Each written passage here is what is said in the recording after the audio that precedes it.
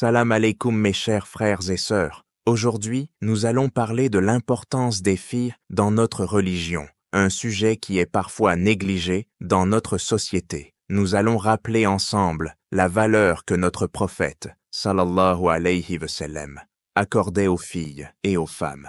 Vous verrez, à travers son attitude douce et bienveillante envers ses propres filles et petites filles, comment il s'est fermement opposé à la mentalité de l'époque qui rabaissait les filles. En écoutant ces exemples, nous comprendrons encore mieux la sensibilité de l'islam sur ce sujet. Inch'Allah. Le prophète, sallallahu alayhi wa sallam, a demandé aux musulmans de Médine de lui promettre de ne pas commettre l'adultère, de ne pas accuser faussement les autres et de ne pas tuer leurs enfants.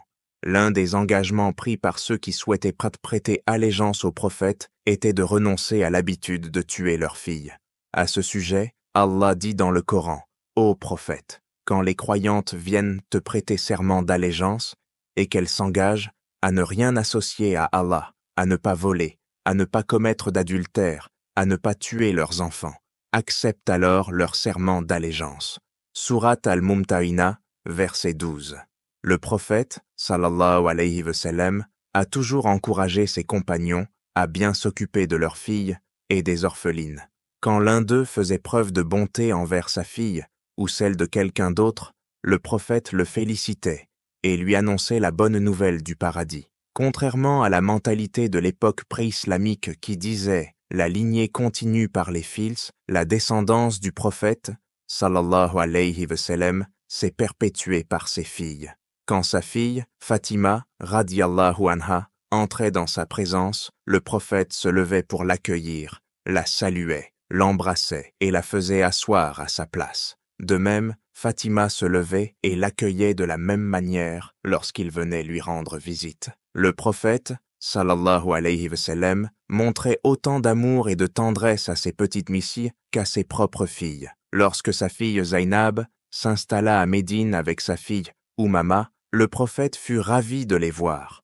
Il aimait passer du temps avec elles et emmenait sa petite fille à la mosquée, même pendant la prière. Il est rapporté que, lors d'une prière en groupe, le prophète avait Oumama dans ses bras. Il la posait délicatement lorsqu'il faisait la prosternation, puis la reprenait dans ses bras en se relevant.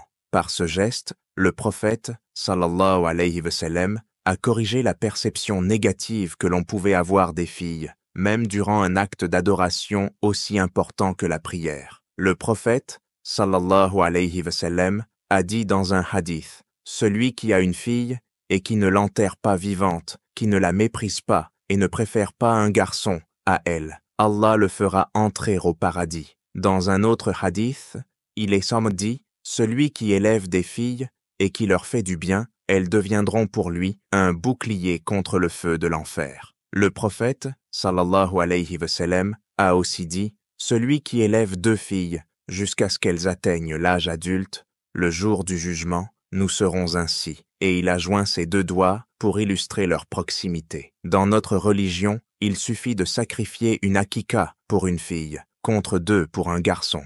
L'islam allège ainsi la charge pour les parents de filles. Allah promet le paradis à celui qui endure les difficultés liées à l'éducation de 3 filles.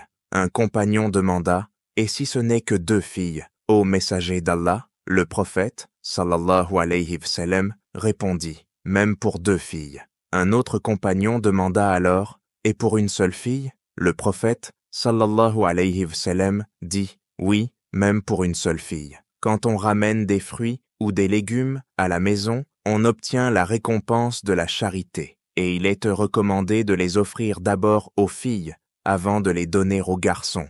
L'imam Jafar as-Sadiq, rahmetullahi alayh, disait « Les garçons sont un bienfait, mais les filles sont une bénédiction. Allah demandera des comptes pour les bienfaits, mais les bénédictions, il les récompense. » Le prophète, sallallahu alayhi wa sallam, a dit « Habillez vos filles de beaux vêtements, parez-les d'or et d'argent, et offrez-leur les plus beaux présents pour qu'elles se sentent valorisées. » Il a ajouté, celui qui, malgré les difficultés qu'il traverse à cause de ses filles, leur fait du bien et les traite avec tendresse, ces filles deviendront pour lui une protection contre le feu de l'enfer. Salama, radiyallahu anha, rapporte, une pauvre femme est y venue avec 2 de ses enfants. Je leur ai donné 3 dattes. La femme en a donné une à chacun de ses enfants. Puis, elle a voulu manger la 3e. Mais les 2 enfants la réclamèrent également.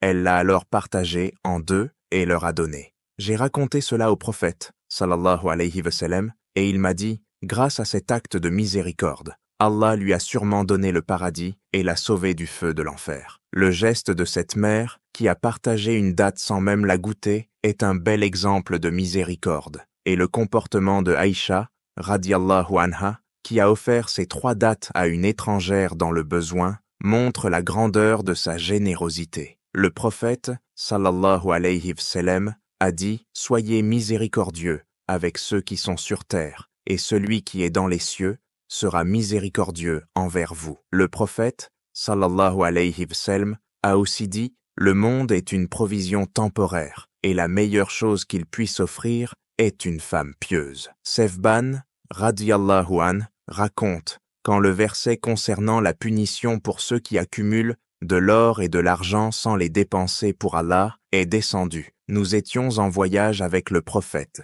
sallallahu alayhi wa sallam. Certains compagnons dirent, si seulement nous savions quelle chose est la plus précieuse, nous l'accumulerions. Le prophète répondit, les choses les plus précieuses que vous pouvez avoir sont une langue qui se souvient d'Allah, un cœur reconnaissant et une épouse pieuse qui soutient la foi de son mari. Il est essentiel de donner une bonne éducation aux filles.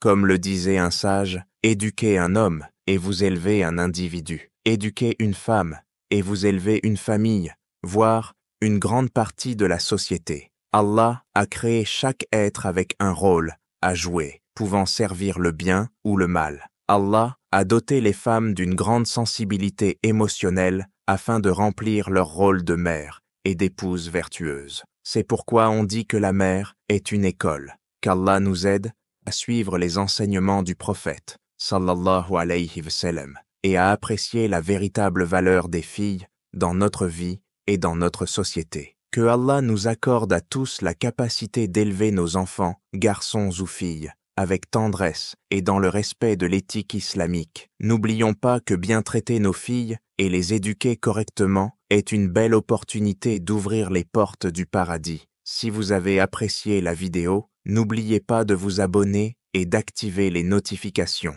En espérant vous retrouver dans la prochaine vidéo, Inch'Allah. Assalamu alaikum wa rahmatullah.